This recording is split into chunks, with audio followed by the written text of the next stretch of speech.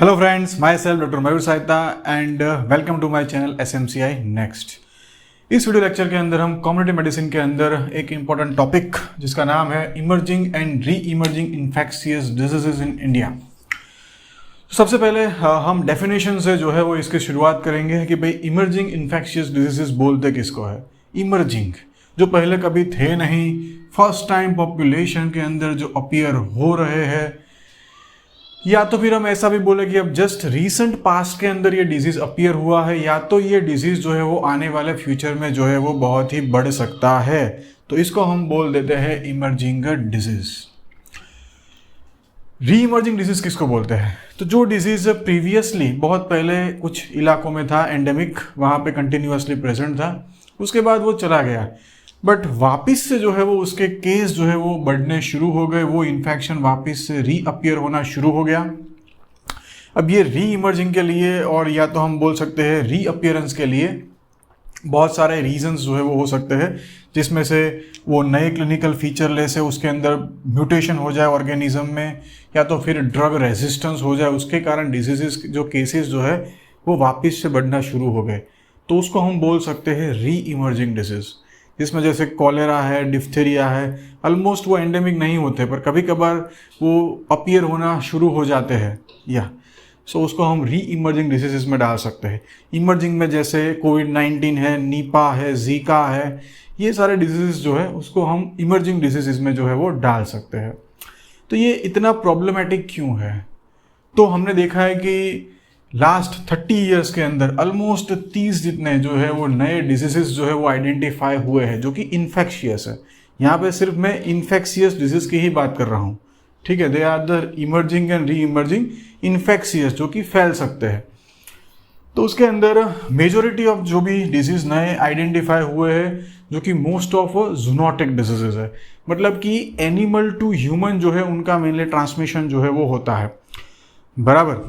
और जो भी मोस्ट ऑफ आउटब्रेक भी हुए हैं नए डिजीजेस के, वो मोस्टली जूनोटिक है, बराबर, from the animal to the human. क्यों ये डिजीजेस इतना ज़्यादा इम्पैक्ट करते हैं? क्योंकि होता क्या है कि ये री इमर्जिंग नई इमर्जिंग जो डिजीज़ है, तो बॉडी के अंदर इम्यूनिटी होती नहीं इसकी, तो ये बहुत ही फास्ट फैलते हैं, इनकी मॉर्बिडिटी हाई है। फिर क्या होता है कि ये डिजीज़ के बारे में सबको पता नहीं होता, थोड़ा एंग्जाइटी वगैरह जो है वो उस डिजीज़ के रिलेटेड ज़्यादा होता है, प्रॉपर ट्रीटमेंट गाइडलाइंस जो है वो पता नहीं होती है, तो उसके कारण जो है वो मॉर्टालिटी, इससे जो डेथ होने के चांसेस है वो भी ज़्यादा होते हैं। सो मॉर्बिडिटी हाई होती है, मॉर्टालिटी हाई होती है, रैपिड स्प्रेड। और ऐसे डिजीज़ का जो यूज़ जो है एज ए बायोलॉजिकल वेपन के तौर पे भी किया जा सकता है, और हो सकता है कि इसको स्प्रेड को रोकने के लिए पूरा ट्रैवल या ट्रेड जो है वो टोटली बैन कर देना पड़े, बंद कर देना पड़े। तो इसका इतना ज़्यादा जो है वो इकोनॉमिकल इम्पैक्ट भी बहुत ही है। इसीलिए जो है वो emerging and re emerging diseases पे फोकस करना बहुत ही ज़रूरी है। इसके वन ऑफ द रीजंस जो है इन्फेक्शियस डिजीज़ को वापस से इमर्ज होने में, वो है एंटीबायोटिक्स का इनजुडिशियस यूज़। कुछ भी हुआ है एंटीबायोटिक दे दो, हाई लेवल ऑफ एंटीबायोटिक, भाई इससे इस डॉक्टर ने ये दी, ये उससे भी हाई लेवल की एंटीबायोटिक देगा। Antibiotic resistance R also responsible for these diseases. Man made disturbance in ecosystem, हमने जो एनवायरनमेंट के अंदर ग्रीन हाउस इफेक्ट क्लियर किया है, पॉल्यूशन क्रिएट किया, नॉइज पॉल्यूशन किया है ना, तो ये सारी चीज़ें जो है उसके कारण ज़्यादा जो बैक्टीरिया वायरसेस है उनके अंदर म्यूटेशंस हो गए और वापस से आ गए। टूरिज्म, ट्रैवलिंग के कारण ये रैपिडली स्प्रेड होते हैं। अनप्लान्ड अर्बनाइजेशन, पुअर सैनिटेशन, ये बहुत सारे फैक्टर्स हैं जो ये इमर्जिंग या री इमर्जिंग डिसीजेस के लिए रिस्पॉन्सिबल है, या अनप्लान्ड अर्बनाइजेशन भी। इसके सब एग्जांपल्स जो है हमने ले लिए। अभी रिसेंटली ही हमारे पास इसका एग्जांपल है इमर्जिंग डिजीज का, कोविड-19 डिजीज, स्वाइन फ्लू भी है, और बाकी जो है वो कॉलेरा, डिफ्थीरिया, नीफा, चिकनगुनिया। तो एक्चुअली ये इमर्जिंग री इमर्जिंग डिजीजेस को कंट्रोल करने के लिए what we required, what strategies should require, तो ये सारे डिजीजेस जो इमर्जिंग री इमर्जिंग है उनको कंट्रोल करने के लिए हमारे पास सबसे इम्पोर्टेंट सिस्टम जो है वो है सर्विलेंस सिस्टम, जिसका नाम है IDSP, जिसका फुल फॉर्म होता है इंटीग्रेटेड डिजीज सर्विलेंस प्रोग्राम। बहुत सारे डिजीजेस का जो हर हफ्ते जो है वो रिपोर्टिंग करना होता है। सो कौन से एरिया में डिजीज जो है वो बढ़ रहा है, कम हो रहा है, वो पता चलता है। NCDC, जिसका फुल फॉर्म होता है national centre for the disease control, national centre for disease control, उसका फिर एपिडेमियोलॉजिकल इंटेलिजेंस यूनिट, हर एक स्टेट और उसके डिस्ट्रिक्ट के अंदर उसके हेडक्वार्टर्स होने चाहिए, जो बेसिकली जो है किसी भी एरिया के अंदर जो भी नए डिजीजेस वगैरह आता है उनका रिपोर्टिंग वगैरह करना।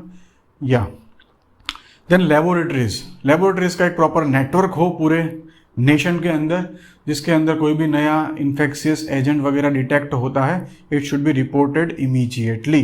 तो पब्लिक प्लस प्राइवेट दोनों लेबोरेटरीज उसमें इंक्लूड होनी चाहिए। या और उसके regarding operational research and global partnership, हमको पता है अभी ग्लोबल जो है that is a global village, हर एक country everything is well connected. So कहीं पे भी एक डिजीज़ इमर्ज होता है तो बहुत ही रैपिडली स्प्रेड हो सकता है because of so much connectivity, air travelling वगैरह वगैरह।